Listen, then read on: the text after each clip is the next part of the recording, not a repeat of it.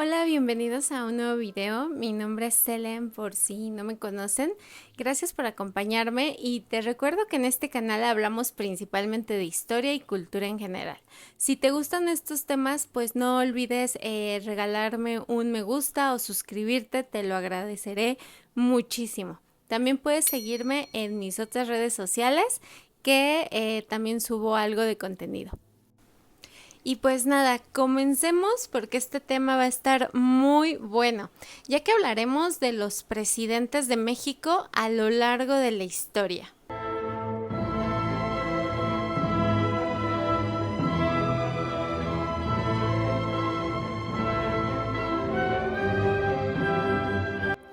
Primero que nada, tengamos claro que la historia de los presidentes de México es muy compleja por la inestabilidad política del país durante los primeros 56 años de vida independiente y durante la segunda década, también parte del siglo XX.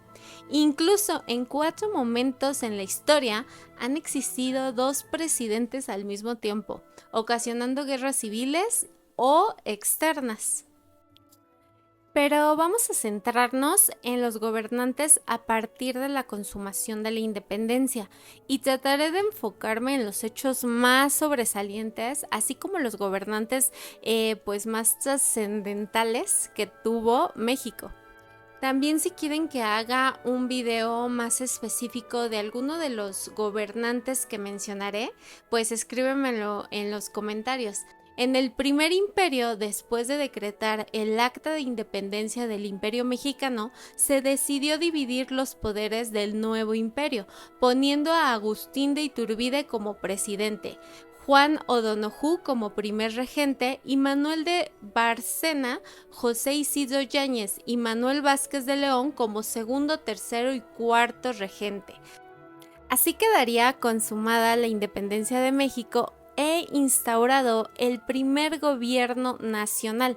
El 19 de mayo de 1822, Agustín de Iturbide fue proclamado emperador por el Congreso Constituyente, apoyado por el pueblo y el ejército, pero tras el descubrimiento de una conspiración, Iturbide disolvió el Congreso, lo que originó en emociones que derivaron en el descontento de la clase política.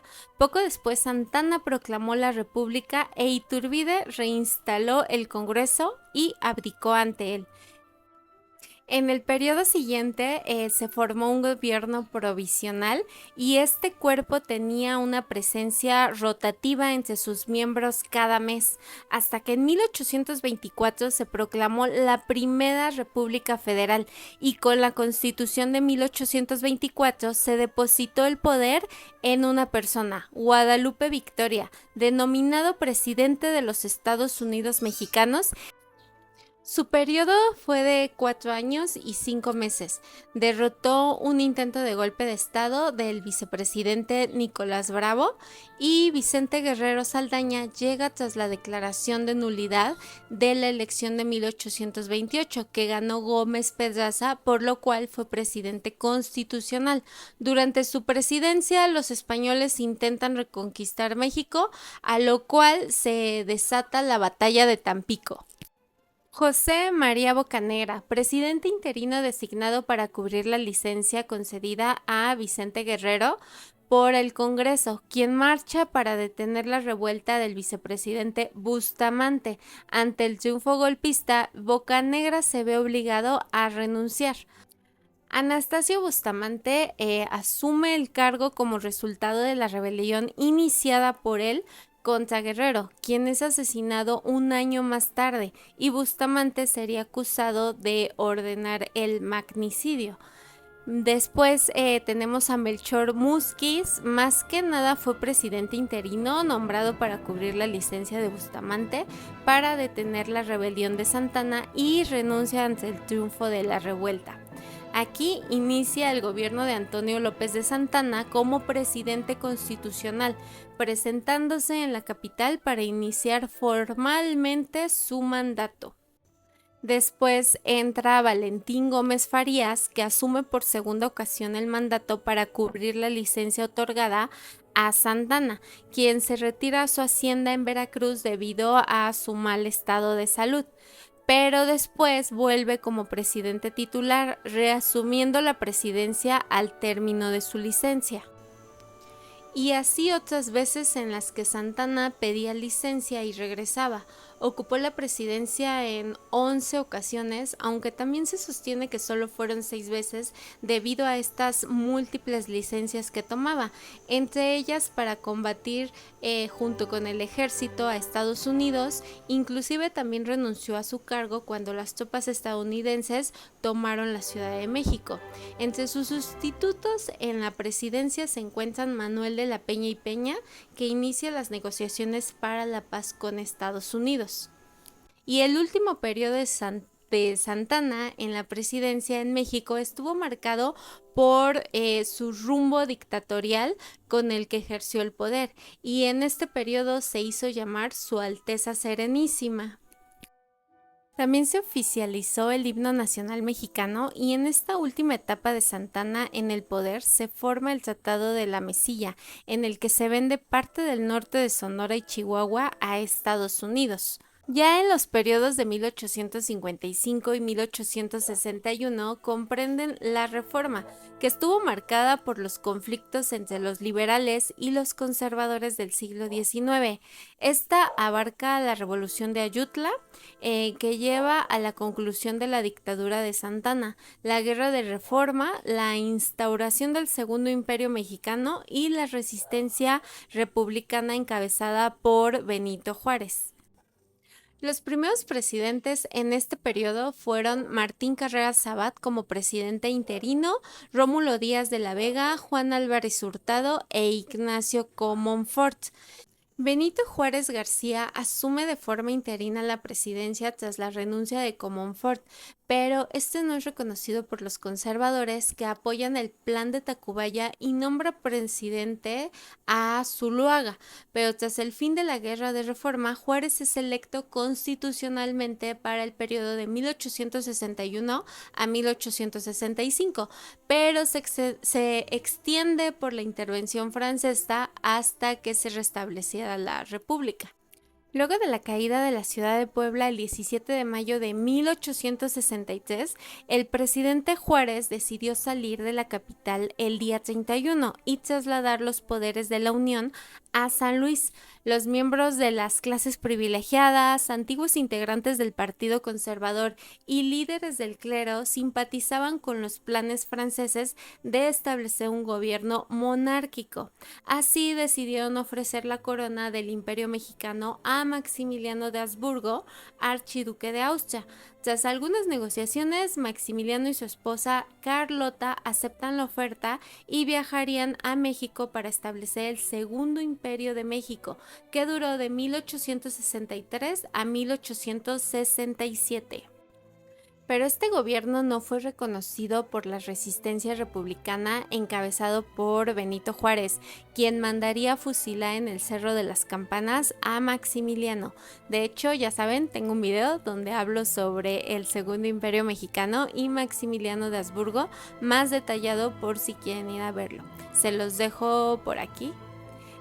Ya tras el restablecimiento de la República, Benito Juárez tuvo su entrada triunfal a la Ciudad de México y continuó la prórroga de su mandato, convocando a las elecciones de 1867, mismas que ganó para el periodo de 1867 y 1871.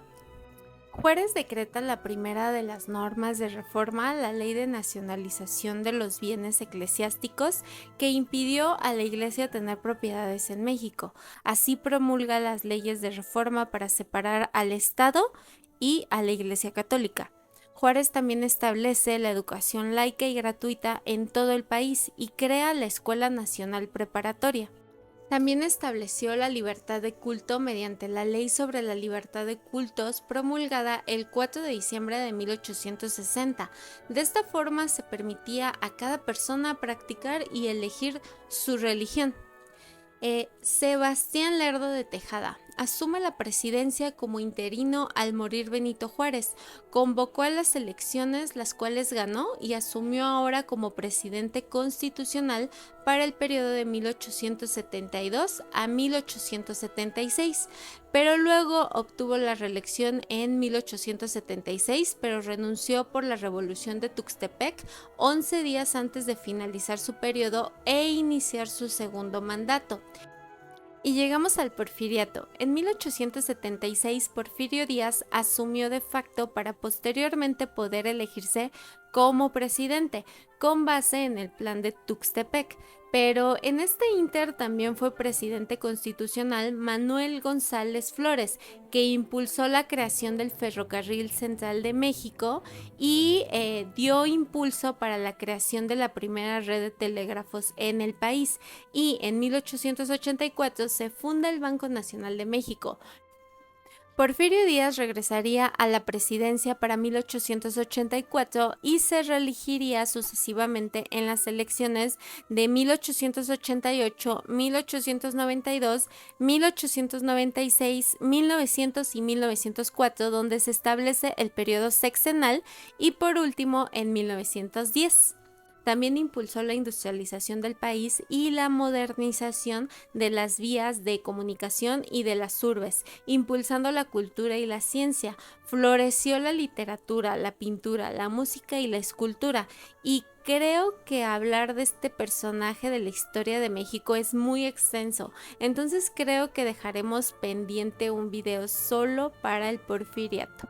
Pero bueno, dejaría la presidencia ante el triunfo de la Revolución Maderista. Francisco León de la Barra fue presidente interino tras la renuncia de Porfirio Díaz. Su gobierno marcó el fin del periodo denominado el Porfiriato. Y comenzamos con Francisco Ignacio Madero, que fue ganador de las elecciones extraordinarias en 1910 después de derrocar con éxito el gobierno de Porfirio Díaz. Gobernó entre 1911 y 1913, año en el que fue asesinado junto con su vicepresidente José María Pino Suárez en un golpe de estado conocido como la Decena Trágica. Álvaro Obregón fue una importante figura revolucionaria luchando al lado de Venustiano Carranza. Tomó posesión como presidente de México el 1 de diciembre de 1920. Durante su mandato intentó concluir el proceso de pacificación nacional que inició Adolfo de la Huerta y comenzó la repartición de tierras a los campesinos del Estado de México y Morelos. En su gobierno restituyó el antiguo Ministerio de Instrucción Pública y esta nueva institución renació con el nombre de Secretaría de Educación Pública, dirigida por José Vasconcelos, donde se efectuó el plan de escuelas rurales, formación de nuevos maestros y promocionando a los muralistas, que les otorgó espacios para realizar sus obras, como Diego Rivera, José Clemente Orozco y David Alfaro Siqueiros. Obregón también intentó mantener el control y equilibrio de las fuerzas políticas, principalmente del ejército, concediendo la amnistía a Francisco Villa y Saturnino Cedillo. También firmaría el Tratado de Bucareli y afronta la rebelión de la Huertista, ya que Obregón apoyó a Calles para la presidencia, lo cual provocó esta rebelión.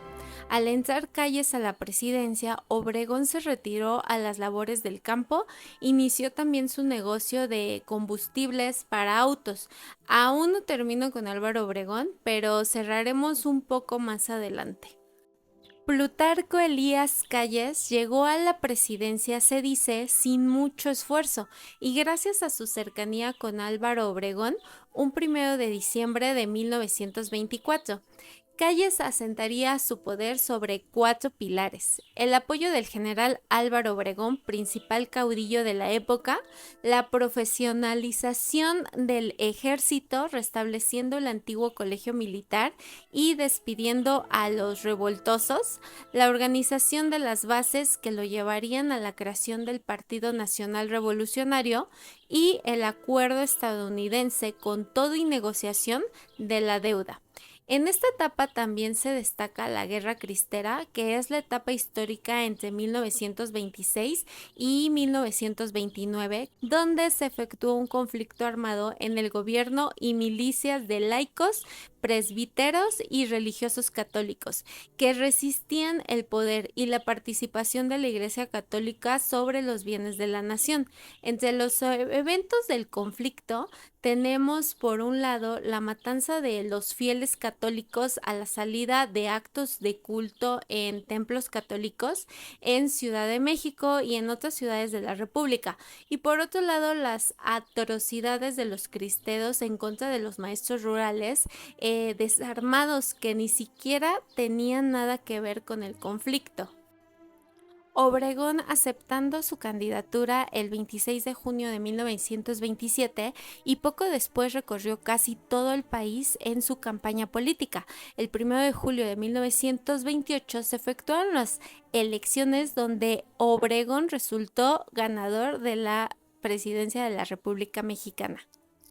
Pero no llegaría a ocupar la presidencia por segunda ocasión, ya que durante un banquete realizado para celebrar su triunfo en el restaurante La Bombilla en San Ángel, Obregón fue asesinado por José de León Toral, que lo creía responsable del conflicto religioso, cambiando el rumbo de la política mexicana.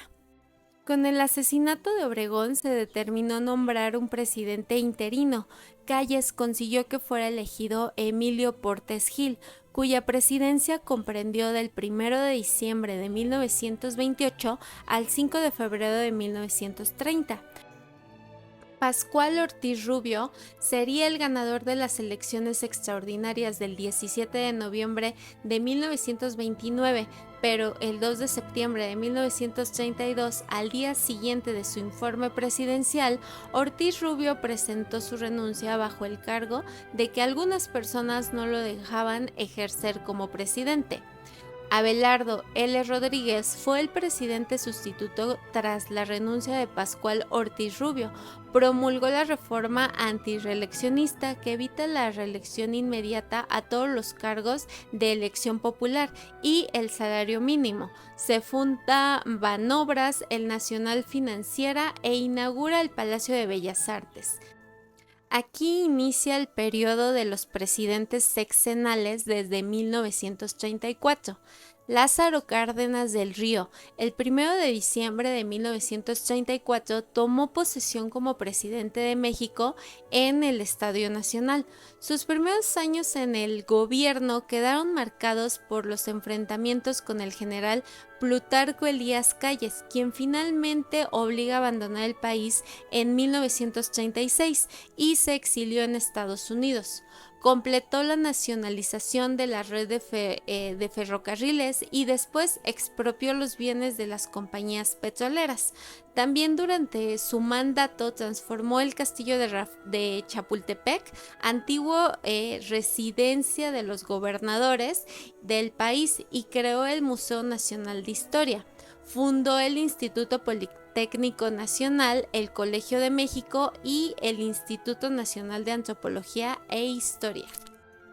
Modificó la ley agraria, también la red de carreteras, y permitió la entrada a los refugiados políticos de muchos otros países, dándole asilo político a León Trotsky. También en 1939 creó el Parque Nacional de Cumbres de Monterrey, ubicado en la Sierra Madre Oriental. Se creó el Partido de la Revolución Mexicana, PRM, a partir de PNR, y se funda el Partido Acción Nacional. Quizá la decisión de política más representativa de la administración de Cárdenas es la expropiación petrolera. El 18 de marzo de 1938 se decreta esta y se crea Petróleos Mexicanos, Pemex. Manuel Ávila Camacho llegó a la presidencia para el periodo de 1940 a 1946 y como una muestra de que la unidad nacional pretendía erradicar la división política, el 15 de septiembre de 1942, Ávila Camacho convoca a una asamblea en la que fueron invitados Adolfo de la Huerta, Plutarco Elías Calles, Emilio Portes Gil, Pascual Ortiz Rubio, Abelardo Rodríguez y Lázaro Cárdenas. En cuanto a la política agraria cardenista, no tuvo seguimiento. De hecho, el ejido dejó de ser prioritario y se benefició a los terratenientes. La Confederación Nacional Campesina fue un instrumento del Estado y el campesino fue despojado de sus tierras. El gobierno permitió instituciones educativas privadas y con tendencias religiosas. Se incrementó la matrícula, así como las instalaciones en todos los niveles educativos. También se fundó la Secretaría del Trabajo y se creó el IMSS y el Instituto Nacional de Cardiología. Y el 18 de enero de 1946 crea el Partido Revolucionario Institucional, PRI, a partir del PRM. En este periodo se libró la Segunda Guerra Mundial. De hecho, el 13 de mayo de 1946, el buque mexicano Potrero del Llano fue hundido cerca de las costas de Florida en el Golfo de México por submarinos alemanes. Ante este hecho, México demanda al Ministerio de Relaciones Exteriores de Alemania para que responda por la agresión, y de no hacerlo, el gobierno mexicano adoptaría las medidas que reclame el honor nacional. Y el 20 de ese mismo mes, otro buque llamado Faja de Oro también es hundido. De esta forma, México entra a la Segunda Guerra Mundial, enviando al Escuadrón 201, integrado por 300 hombres de las Fuerzas Aéreas Mexicanas. Miguel Alemán Valdés, desempeñándose como presidente de México del 1 de diciembre de 1946 al 30 de noviembre de 1952. Su gobierno se caracterizó por convertir el territorio norte de Baja California como estado, la creación de la ciudad universitaria y le otorgó el voto a la mujer en elecciones municipales. A pesar de estos logros y avances significativos, hubo críticas relacionadas por los actos de corrupción y nepotismo durante su gobierno. Promovió una política anticomunista con la eliminación de la izquierda sindical y la depuración del PRI. Adolfo Ruiz Cortines ocupó la presidencia de 1952 a 1958. Ruiz Cortines se centró en proyectar una nueva imagen del poder presidencial, desprestigiado por el gobierno de Miguel Alemán, que aunque logró un auge en la economía mexicana, el descontento general del pueblo era evidente, debido a la corrupción de funcionarios públicos que se habían enriquecido en el sexenio alemanista, mientras las clases trabajadoras sufrieron un enorme daño. Ruiz Cortines busca solución a la problemática social y dio inicio a una nueva era de austeridad y moralización. En 1937, el presidente Lázaro Cárdenas solicitó a la Cámara de Senadores la iniciativa para reformar el artículo 34 para que las mujeres obtuvieran la ciudadanía y el derecho al voto. Pero no fue hasta en el gobierno de Ruiz Cortines cuando el 9 de diciembre de 1952 fue aprobada por el Congreso de la Unión. El 17 de octubre de 1953, el presidente Ruiz Cortines cumplía su promesa y promulgó las reformas constitucionales que otorgaban el voto a las mujeres en las elecciones federales. Adolfo López Mateos, que gobernaría de 1958 a 1964, reafirmó el uso de la doctrina Estrada ante la Revolución cubana, concluyó el conflicto del chamizal con Estados Unidos de forma favorable para México, nacionalizó la industria eléctrica y creó el ISSSTE, la Comisión Nacional de Libros de Texto Gratuitos y el Museo Nacional de Antropología. Disminuyó la inflación y alcanzó tasas de crecimiento del 6% anual.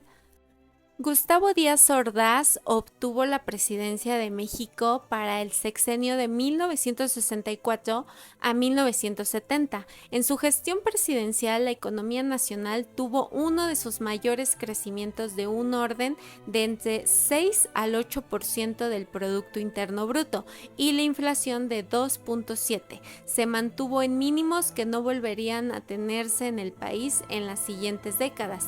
También se celebraron los mayores eventos deportivos internacionales del país, como los Juegos Olímpicos de México de 1968 y la Copa Mundial de Fútbol de 1970.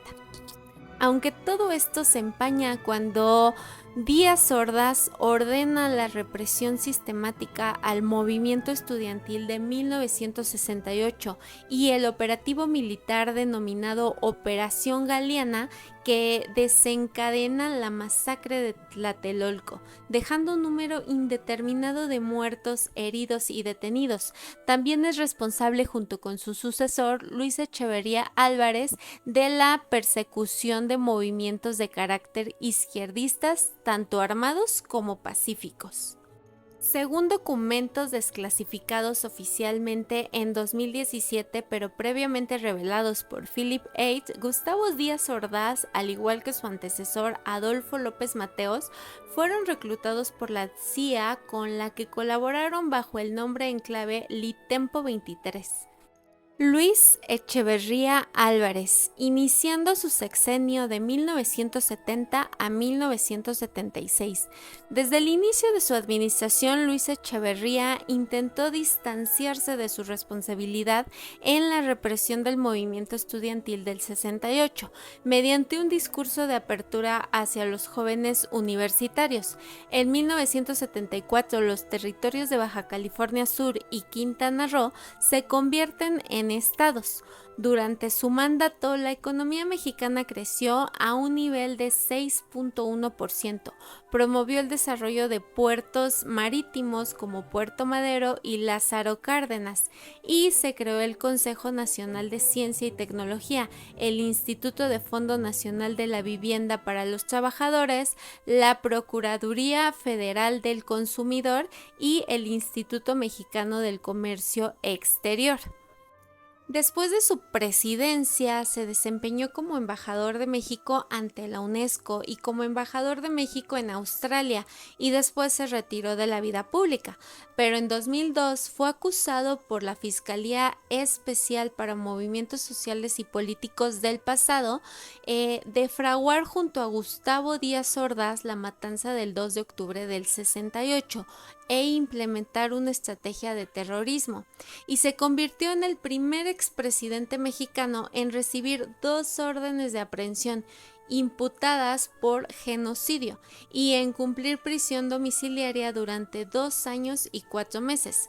José López Portillo. Durante su mandato sucedieron hechos como la concertación, la petrolización de la economía, la aplicación de la reforma política inicial para democratizar el país.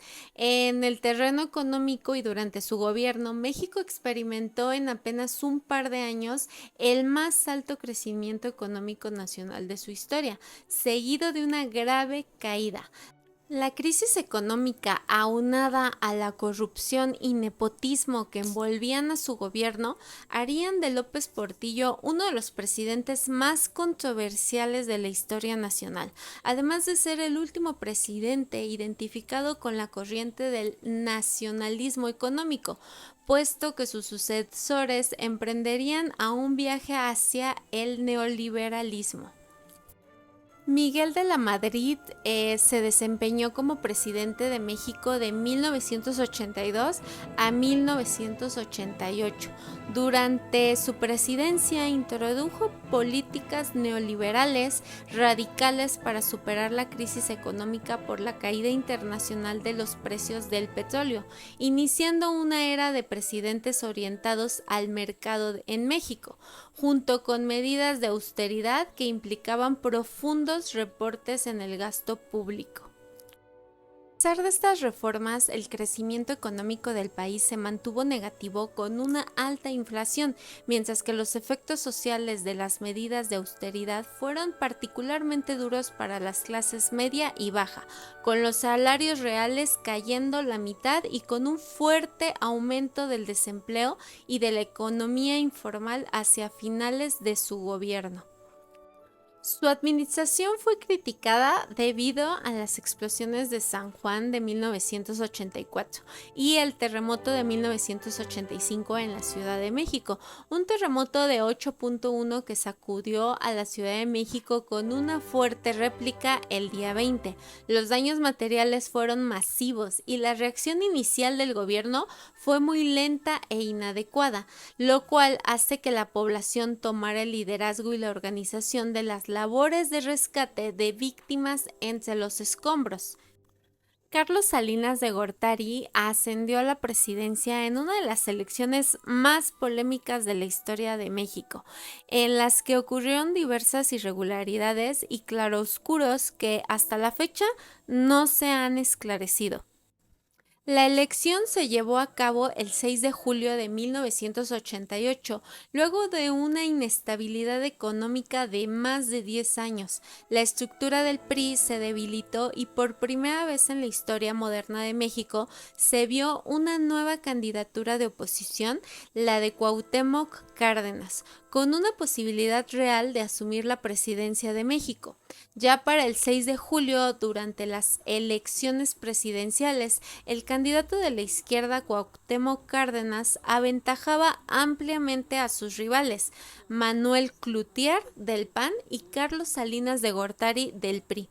Pero por motivos que aún se desconocen, el sistema electoral de cómputo se detuvo y la Secretaría de Gobernación en esa época a cargo de Manuel Bartlett Díaz y que entonces organizaba la elección, señala que el sistema se había caído. Finalmente, el candidato priista fue declarado ganador.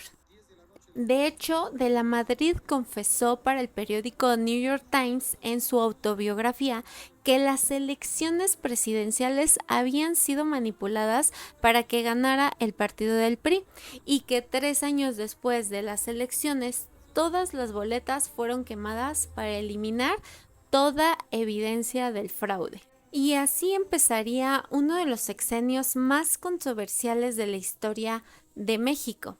Durante su sexenio se dio importantes cambios económicos, entre ellos la firma del Tratado de Libre Comercio de América del Norte, la privatización masiva de empresas estatales, incluida la banca, la privatización de Telmex y la implementación del Programa Nacional de Solidaridad. Programa se intentaría realizar diversas tareas como la construcción de miles de escuelas, la organización de la población para el agua potable, la introducción del servicio eléctrico en comunidades rurales y la construcción de hospitales, pero en términos generales la desigualdad entre los más favorecidos y los menos favorecidos se disparó durante todo el sexenio de Salinas. Ya para 1991, el país tenía a 2 hombres con una fortuna superior a $1,000 millones en la lista de Forbes. En 1994, a final del sexenio de Salinas, ya eran 24. De hecho, su sexenio es recordado por haber entregado los bienes nacionales al extranjero a través del Tratado de Libre Comercio, además de una crisis económica y un aumento del índice delictivo nacional, convirtiéndose en uno de los presidentes con menos índice de popularidad en México, sin olvidar que en este sexenio fue cuando el autodenominado Ejército Zapatista, de forma sorpresiva y sin una declaración previa, inicia un levantamiento armado en el estado de Chiapas, conocido como Levantamiento Zapatista, y para final de su sexenio, el 23 de marzo de 1994, durante un acto de la campaña electoral en la colonia Lomas Taurinas de Tijuana, Baja California, fue privado de la vida Luis Donaldo Colosio, que era el candidato presidencial del PRI. El 24 de marzo sería declarado Día de Luto Nacional y para el 29 de marzo el PRI postuló como candidato sustituto a Ernesto Zedillo Ponce de León. Durante su presidencia enfrentó una de las peores crisis económicas en la historia de México, que comenzó pocas semanas de asumir el cargo debido a las remanencias de la administración de Carlos Salinas de Gortari. Su administración también estuvo marcada, entre otras cosas, por nuevos enfrentamientos con el EZLN y el Ejército Popular Revolucionario, sin olvidar la polémica implementación del FOBAPROA para rescatar al sistema bancario nacional, una reforma política que permitió a los residentes del Distrito Federal elegir a su propio alcalde, y las masacres de Aguas Blancas por la fuerza estatales. Si bien las políticas de Zedillo eventualmente propiciaron una relativa recuperación económica, el descontento popular con 7 décadas de gobierno del PRI llevó a que el partido perdiera por primera vez su mayoría legislativa en las elecciones de 1997 y en las elecciones del 2000 el candidato opositor de derecha Vicente Fox Quesada del partido PAN ganó las elecciones para gobernar la República Mexicana. Vicente Fox, candidato del PAN, ganó la presidencia de la República, poniendo fin a 71 años de gobierno priista. Como presidente siguió principalmente las políticas económicas neoliberales que sus antecesores del PRI habían adoptado desde fines de los años 80.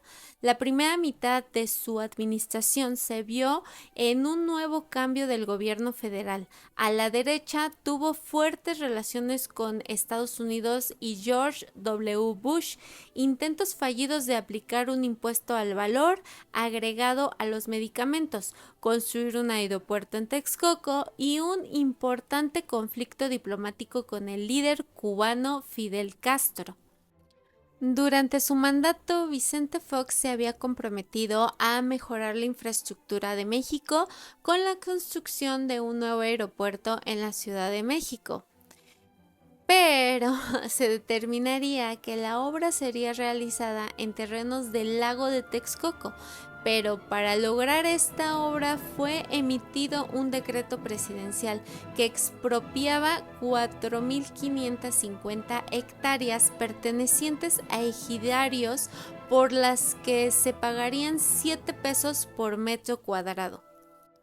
Es por eso que los campesinos afectados hicieron varias protestas y el 2 de noviembre del 2001 los ejidarios de San Salvador Atenco iniciaron los trámites legales impugnando ante los tribunales el decreto expropiatorio. Finalmente, debido a las inconformidades de los campesinos, el 1 de agosto del 2002, la Presidencia de la República decidió cancelar el proyecto de Texcoco del nuevo aeropuerto. La segunda mitad de su administración estuvo marcada por su conflicto con Andrés Manuel López Obrador, entonces jefe de gobierno de la Ciudad de México. El PAN y la administración de Fox intentaron sin éxito destituir a López Obrador de su cargo y evitar que participara en las elecciones presidenciales del 2006. Felipe de Jesús Calderón Hinojosa. Su llegada a la presidencia estuvo marcada por un proceso electoral controvertido, dándole una ventaja de menos del 1% por encima del candidato del PRD, Andrés Manuel López Obrador. El PRD impugnaría los resultados y pedirían un recuento completo de los votos, pero la victoria de Calderón se confirmaría meses después, el 5 de septiembre del 2006. La ceremonia de inauguración de Calderón fue tensa y duró menos de 5 minutos, ya que solo recitó el juramento del cargo mientras los legisladores gritaban en protesta por el fraude electoral y luego abandonó rápidamente el edificio por razones de seguridad. Su sexenio también estuvo marcado por el inicio de la guerra contra el narcotráfico que comenzó casi inmediatamente después de que asumió el cargo y fue considerada por muchos para ganarle legitimidad popular después de las complicadas y dudosas elecciones. También, según la Coneval, en el sexenio de Felipe Calderón se incrementó la pobreza en México. Otros eventos importantes durante la presidencia de Calderón incluyen la aprobación en 2008 de las reformas de la justicia penal, la pandemia de gripe del 2009, el establecimiento en 2010 de la Agencia Espacial Mexicana, la fundación en 2011 de la Alianza del Pacífico y el logro del Seguro Popular, aprobada con la administración de Vicente Fox. Y bueno, el incendio de la guardería ABC durante el sexenio de Calderón ocurrió el 5 de junio del 2009 en Hermosillo, Sonora. En este incendio perdieron la vida 42 niños y niñas y 76 resultaron heridas, todos los pequeños con edades entre 5 meses y 5 años de edad, pero ningún funcionario de alto nivel asumió la responsabilidad de esta tragedia. Sin embargo, la pariente de la señora Margarita Zavala, esposa de Felipe Calderón, estaba entre los dueños de la guardería ABC. Enrique Peña Nieto llegó a la presidencia el 1 de diciembre del 2012, pero las tasas de aprobación de su presidencia han sido en su mayoría negativas.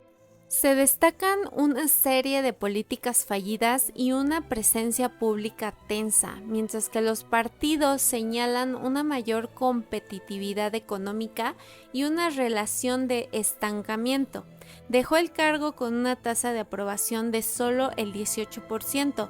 Al día siguiente de comenzar su sexenio, el presidente Peña Nieto participó en la firma del acuerdo llamado Pacto por México, que serían acuerdos para derechos y libertades, crecimiento económico, empleo de seguridad y justicia, combate contra la corrupción, reformas educativas. Otra de las controversias fue la famosa reforma energética que propone abrir la posibilidad de la intervención extranjera en tal industria, dominada en ese momento por Pemex mediante contratos de exploración y extracción, e igualmente cambiaría el texto del artículo 28 constitucional para permitir a capitales privados la participación en algunas actividades de proceso industrial del petróleo. Y en materia de electricidad, la propuesta también prevé la participación del mercado privado en dicha industria energética a la par de la intervención de la Comisión Federal de Electricidad. En el escalafón de las personas más influyentes del mundo en el 2014 en la revista Forbes, el presidente Peña Nieto descendió de la posición número 37 que ocupaba en 2013 a la 60, justificando el descenso por la desaparición de los 43 estudiantes normalistas y el descubrimiento de las fosas comunes en la desaparición forzada en Iguala en el 2014. Y desde los eventos ocurridos del 26 de septiembre del 2014, Peña Nieto no había tomado ninguna acción contra el gobernador de Guerrero ni el alcalde de Iguala, ni tampoco había tenido contacto con las familias de las víctimas de Ayotzinapa. Sin embargo, accedió a una plática con los padres de familia tras una junta que duró más de 6 horas, pero a pesar de que los padres tuvieron una respuesta del gobierno federal, han expresado que los acuerdos son insuficientes al concluir la reunión con el presidente Enrique Peña Nieto. Y otro escándalo sería lo sucedido con la Casa Blanca, que fue una de las críticas que marcó su gobierno, ya que el 9 de noviembre del 2014 se denunció la compra de un inmueble de $7 millones por parte de la primera dama Angélica Rivera. Andrés Manuel López Obrador, o también conocido como AMLO, asumió la presidencia para el sexenio del 2018 al 2024, siendo el primer titular en dar un discurso frente al Congreso de la Unión desde el año 2000. Esta sería la más concurrida de la historia en cuanto a representantes del extranjero se refiere, con 14 jefes de Estado y de gobierno. y finalmente con un cierre de la jornada que se llevó a cabo en el Zócalo de la Ciudad de México, con representantes de 68 grupos indígenas que le entregarían el bastón de mando, dando un discurso ante 150,000 asistentes. En su primer año de gobierno consiguió la aprobación de 8 reformas de la Constitución y 59 a distintas leyes, códigos y reglamentos. Sobresaliendo las reformas a la Carta Magna sobre extinción de dominio para asumir los recursos incautados a la delincuencia organizada, prisión preventiva oficiosa, la creación de la Guardia Nacional, la nueva reforma educativa, paridad de género y el reconocimiento constitucional a los pueblos afromexicanos. También sobresale la creación de 100 universidades públicas y la aprobación de las reformas de los artículos 3, 31 y 73 de la Constitución Política sobre la educación. Ese mismo año también implementó el programa de becas Bienestar Benito Juárez en todos los niveles educativos de servicio público con el fin de fomentar la permanencia de los estudiantes.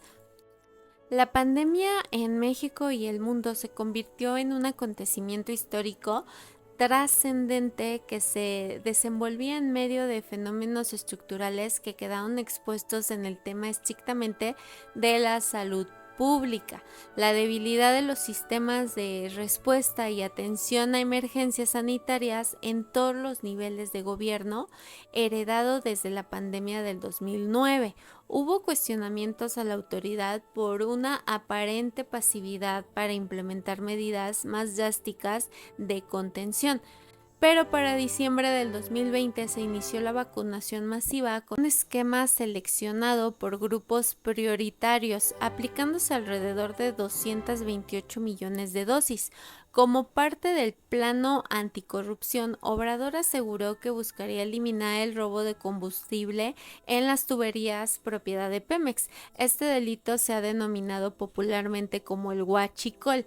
Y en cuestión de infraestructura se realizó la refinería Olmeca, el Tren Maya y el corredor interoceánico del Istmo de Tehuantepec.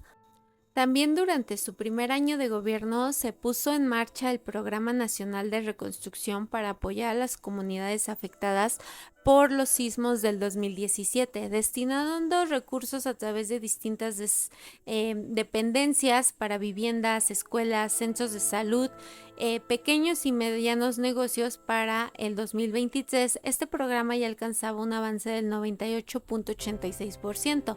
Sin embargo, los temas de infraestructura que estuvieron más presentes durante su primer año fue la cancelación del aeropuerto de Texcoco, el inicio de obras del Aeropuerto Internacional Felipe Ángeles en la base aérea militar número 1 de Santa Lucía y la consulta popular para el Tren Maya.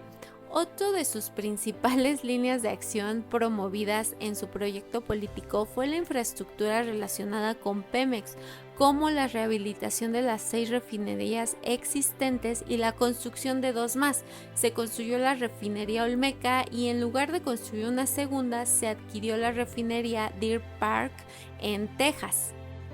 El presidente actual, AMLO, se encuentra con una aprobación del 60%.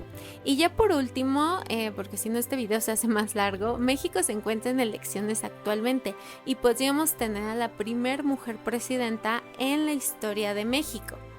Y llegamos al final del video, espero que les haya gustado. La verdad me costó un poquito de trabajo, sé que me faltaron muchos datos de todos los presidentes, pero esto se iba a hacer eterno. Si quieren un video en específico que hable más a profundidad sobre alguno de estos personajes, déjenmelo en los comentarios y con mucho gusto lo hago.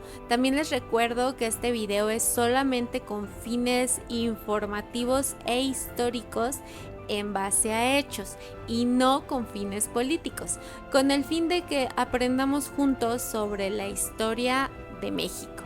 Me despido y no olviden de suscribirse o dejarme un me gusta. Les mando muchos besos y abrazos. Bye.